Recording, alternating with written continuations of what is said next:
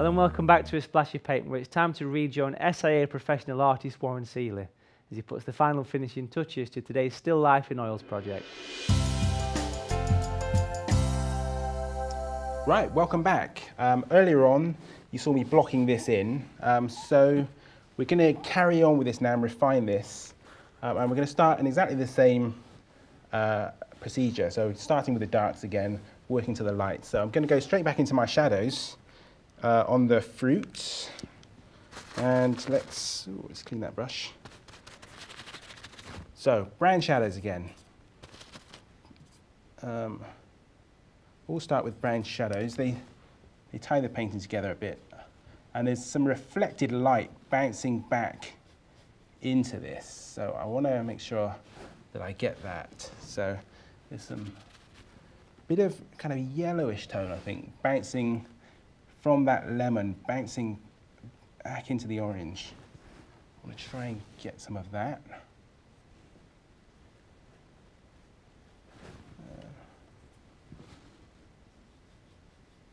Bring that up. And there's quite a strong red tone in the transition between the light and the dark. There's quite a strong red tone, redness here. And I want to get a soft edge there, here as well, because if I leave this sharp, it won't turn. But by getting a soft edge, just softening this edge, I get the turning from into the shadow. And it seems to be quite red around there. And that's quite reddish under here.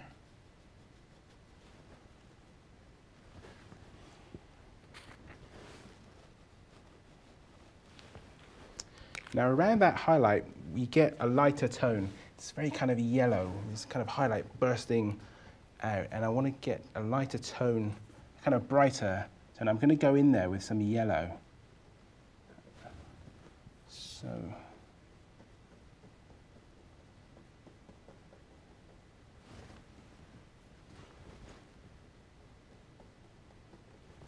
I stand back and see if that's working. It's always helpful to stand back and see your work from a distance, because you tend to stay up too close for too long, and it's good to stand back, have a look, see the thing as a whole, and then assess it, and then carry on. Now I've got these little shadowy parts in here. They're a bit redder than that, so a bit warmer.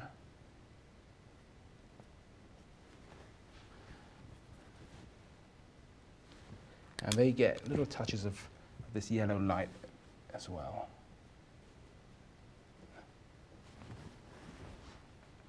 And let's load that highlight back on. Let's get that really bright.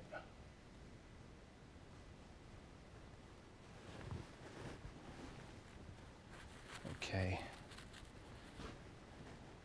that will do for now. We'll move on to the lemon, back into that shadow again. Oh, I've got so many brushes on the go here. Okay. So back into the shadow.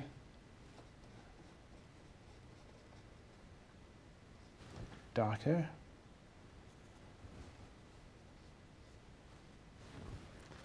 Now, sometimes throwing some opposite colour into the shadow, so the opposite of yellow being purple or violet. So if I throw a little bit of that into my shadow, that may work quite nicely under there. That needs to be lighter, a little bit of white into that. So it's a light grey, coloured grey.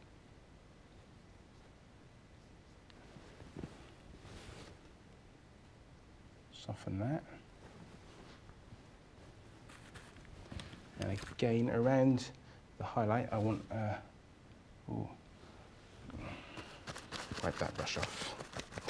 I want a lighter tone, so we'll try a bit of Naples and white. Bit of medium. More white.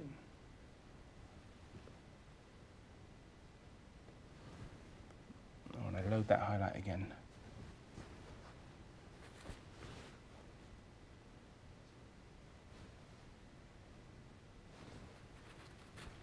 And drag that shadow back down over the yellow here, so we get this transition effect. And there's a very bright red going from shadow to the light.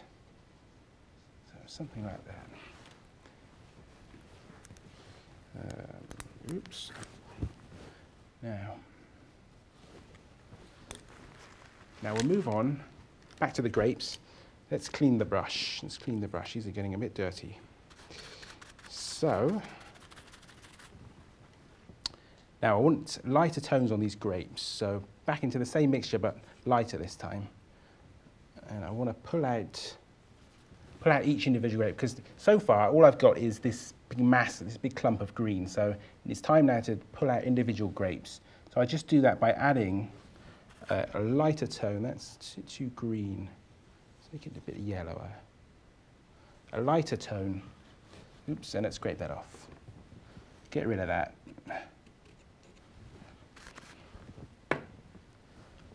Lighter tone there. And with this tone, I can start to pull out individual grapes. So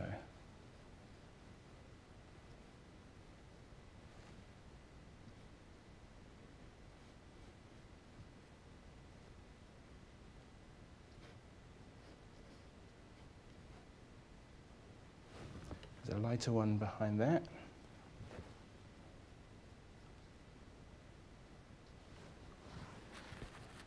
So from that mass of green, you can see that I'm starting to get individual grapes coming through. And what it needs is some highlights. So we'll just throw some of those on, just a few touches.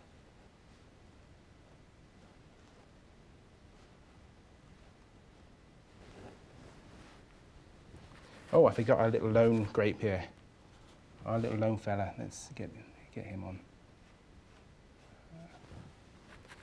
And it's got a little bit of shadow. So a bit of blue into that green to create any shadow tone that I see. Shadow there. And under there. Highlight on that grape. It's very subtle. So like that. And clean the brush again. And we give this a good shadow here. We have a very dark shadow on this grape.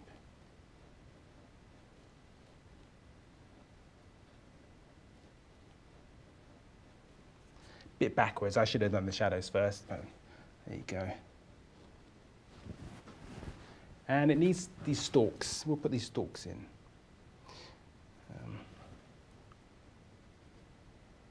So just with some ochre and umber, and with a little bit of white and ochre just to bring out the lights. Get the stalk in.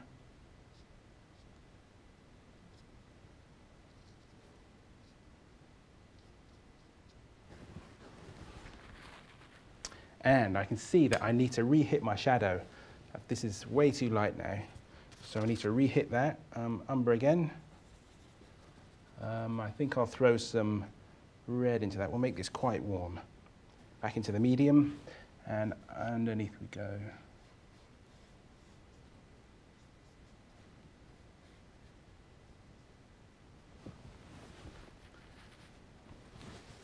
Now I've lost my folds in this cloth here. Let's get that back. That there. And we'll get back into the background. We'll put try and emphasize a bit of drama into this background. So a few more darks and these stopper points that I was talking about earlier. Now there's one little thing I need to show you here, that quite often when people want to create more space between an object and the background, what they often will do is paint darker behind that background. And actually, what you really need to do is paint lighter. You need to do the opposite. So let me show you that. So I'm going to lighten this background, and it will go a bit lighter behind this. And you're kind of creating a halo around the object. And if I can get this to work, you should see that the object kind of pops out a little bit. Now, if I just...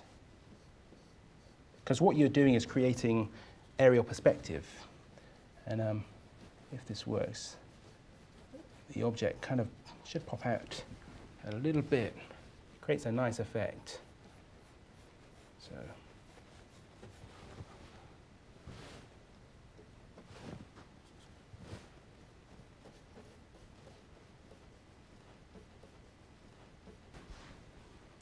And we also get this light here where the table drops away, where the table stops and drops away here. We get this light here. So I'll get that in. And quite often, in front of a shadow, you get a lighter area, an area of a patch of light right in front of a very dark shadow. So it'll be lit up, you know, along here, along the shadow, will be a little line of light along it, like this. Okay. Bit of light on a fold.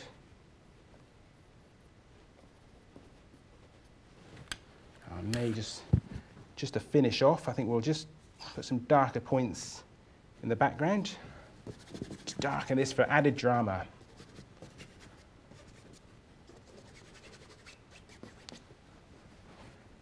There we go. We'll leave that there. Yeah. So again, adding this drama, these darker stoppers here, you can create this sense of drama in the picture, and laying on these mass tones and then working back into them is a good way to go.